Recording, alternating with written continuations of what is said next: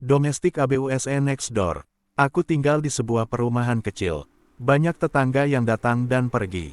Seperti itulah kehidupan di sini. Pasangan baru pindah ke rumah sebelah rumahku. Mereka membawa dua anak yang masih kecil. Terlihat jelas bahwa sang suami adalah tipe pendominasi. Namun, tak lama kemudian, tampak jelas bahwa terjadi kekerasan rumah tangga di rumah itu. Jelas, sang istri takkan berteriak, "Tolong aku, tolong jangan sakiti aku," jika tak ada sesuatu yang terjadi. Itu adalah malam pertama polisi dipanggil.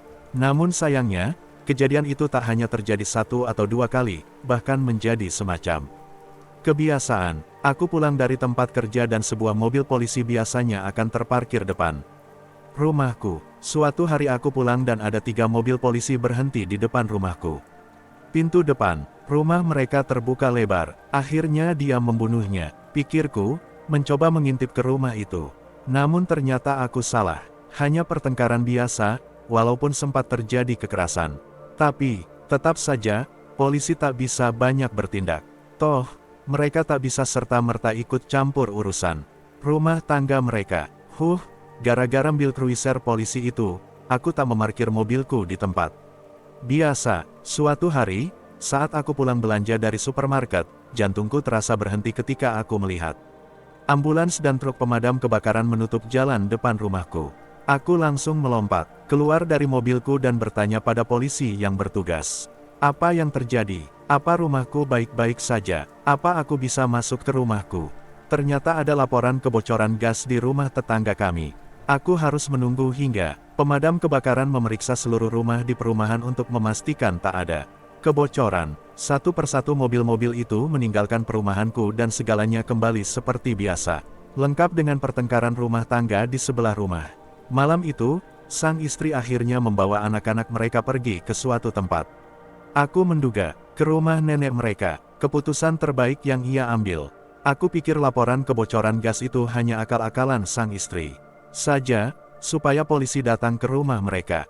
Atau mungkin tidak, mungkin benar-benar ada kebocoran gas, sebab sang suami ditemukan tewas keesokan hari. Sesak napas, kata mereka. Bukannya aku memang berniat membunuh dia. Kesempatan datang hari itu juga dan tak boleh kusia-siakan. Ayolah, jujur saja, siapa yang akan merindukan keparat itu? Pria itu hanyalah sampah masyarakat. Lagi pula, aku tak bisa membiarkan polisi terus saja berdatangan setiap hari di sekitar rumah. Mereka tidak boleh tahu apa yang kusembunyikan di basementku. 12 ECHOES Cavern. Orang-orang lokal telah memperingatkanmu tentang Gua 12 Gema. Mereka menceritakan padamu tentang para pendaki gunung lain yang telah hilang di dalamnya. Mereka menceritakan tentang teriakan-teriakan mereka yang masih menggema di kegelapan gua. Mereka mengatakan padamu untuk menjauhinya sejauh mungkin. Namun tentu saja kau tak mengindahkannya. Justru, sebaliknya, kau justru sengaja trekking, melewati berbagai hambatan yang kau temui, untuk mencapainya, dan tibalah kau di pintu masuk Gua 12 Gema yang misterius. Begitu berdiri di depan gua, kau tak mengerti mengapa penduduk lokal mengatakan padamu untuk menjauhinya. Gua ini adalah keajaiban alam, termegah yang pernah kau kunjungi. Bahkan cahaya sentermu tak mampu menyinari bagian terdalamnya. Dan segera, kau ditelan oleh kegelapan pekat. Begitu memutuskan memasukinya, jika saja para penduduk lokal menjadikannya tempat wisata, ia bisa membayangkan turis-turis akan membanjirinya. Jalan yang begitu jauh dan terjal tak masalah. Pemandangannya sungguh sepadan. Namun ya, para penduduk di sini masih termakan oleh tahyul kuno yang membuat mereka takut ke sini. Kau pun tak sabar ingin segera menjelajahi gua ini berbekal lampu senter di tanganmu. Kau berteriak ke arah dalam gua, dan segera, Gema yang bersahut-sahutan menyambutmu. Pantas, gua ini disebut Gua 12 Gema. Gua ini pasti luas sekali hingga gemanya pun terus memantul, menimbulkan gema lain. Kau berteriak lagi, menikmatinya. Namun tiba-tiba kau terkejut hingga terjerembab ke belakang.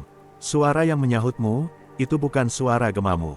Suara teriakan dan raungan itu serasa muncul dari dalam dinding, ingin menyobek telingamu. Kau bahkan menjatuhkan sentermu dan kehilangannya begitu ia jatuh ke lantai gua dan pecah. Kau berbalik, mencoba mencari jalan keluar, namun gagal. Dan ketika kau mulai ketakutan, suara teriakan itu pun terhenti. Kau mengambil napas panjang dan berdiri. Matamu mulai terbiasa dengan kegelapan dan kau bisa melihat sepercik cahaya dari mulut gua di mana kau tadi masuk. Kau harus bergegas, Seba kau. Tahu hari telah senja dan sejenak lagi, cahaya matahari akan lenyap. Kau segera berlari ke arahnya, dan berpikir, apa itu tadi? Apa itu lelucon warga lokal? Apa mereka bersembunyi di sini? Menunggumu? Tidak, lelucon ini terlalu rumit.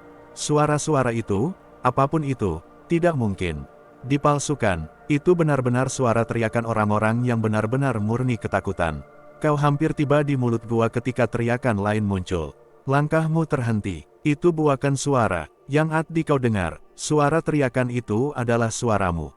Kau mencoba membuka mulutmu, namun kali ini tak ada yang keluar. Suaramu hilang. Gua ini berteriak untukmu. Kau perlahan melihat senja mulai merayap. Tidak, jika cahaya matahari menghilang, kau juga akan kehilangan jalan keluar dari tempat ini. Kau mencoba berteriak meminta pertolongan, namun gagal. Kau terjebak di sini selamanya. Mendengar gema teriakanmu dari dalam gua, para penduduk lokal menggeleng-gelengkan kepala.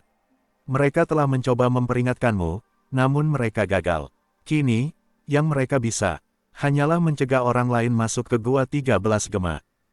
It's common for people to undergo personality change after brain trauma. Bukan cara terbaik untuk pergi, bukan. Aku melihat seseorang berpakaian serba hitam, menggantung di sebuah pohon. Ia memegang sebuah sabit besar dan wajahnya, ia tak memiliki wajah, hanya tengkorak. Kau iblis. Aku apa? Ayolah, yang benar saja. Aku Grim Reaper, sang pencabut nyawa. Salam kenal. Aku sudah mati. Aku menatap ke bawah dan untuk pertama kalinya menyadari bahwa aku sedang melayang di udara. Di bawahku, terlihat sebuah rongsokan mobil, masih berasap. Mobil itu hancur setelah menabrak sebatang pohon di tepi jalan. Di dalamnya, ada sebuah tubuh yang tampak tak bernyawa. Lagi, itu adalah tubuhku. Aku mengenali jam Rolex yang diberikan ayahku pada ulang tahunku.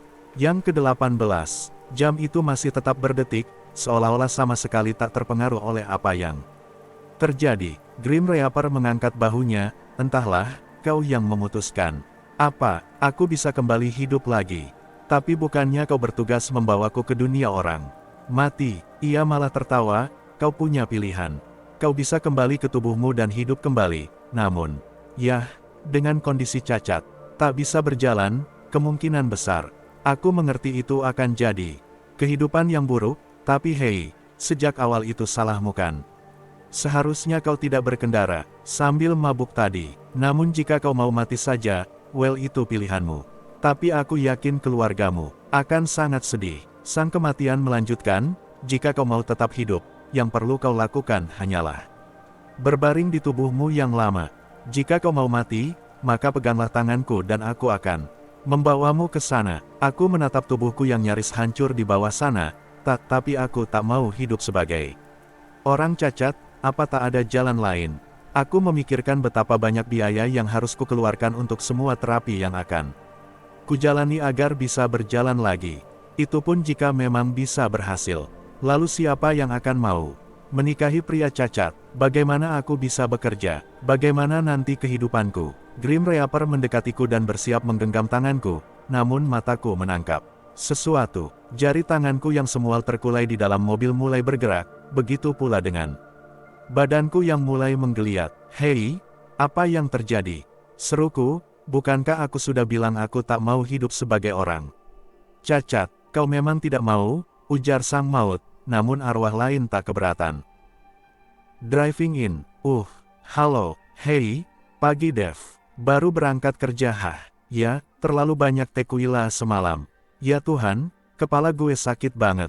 Hei, santai bro, thank God it's Friday. Yah, gue rasa begitu. Oh ya lu tahu jalan alternatif ke dalam kota? Macet ya, parah. Harus bangun lebih pagi bro biar nggak kejebak macet. Bangun siang saja sudah susah buat gue, apalagi bangun pagi. Hahaha, lu ambil rute 322 ya? Iya, di sini gudangnya macet. Ambil saja Sugarland lewat Balton Pike, lalu ke Prestor Drive. Yah, gue tahu jalan itu. Gue selalu ambil jalan itu kalau pulang. Lalu belok ke Route 12. Ya, Gue meluncur ke sana sekarang. Kalau saja hari ini nggak ada rapat penting, gue mending tidur di rumah saja. Kepala gue masih pusing. Gue baru sampai Balton udah ada yang bikin gue kesel. Ada apa? Ada yang menyalip gue barusan. Ada polisi tidur lagi, di depan SD, gue jadi nggak bisa ngejar dia. Petik 2 titik titik titik. Dev, ya, gue tahu, gue nggak boleh marah-marah kalau lagi menyetir. Petik 2 titik titik titik. Dev, hey, tenang bro, gue jalannya pelan-pelan kok, gue kan jago nyetir. Dev, ya, bentar, ini ada polisi lewat pakai sirine. Demi Tuhan, Dev, jangan potong perkataanku. Ya, ada apa? Jangan marah gitu dong, nggak ada polisi tidur di jalan Balton.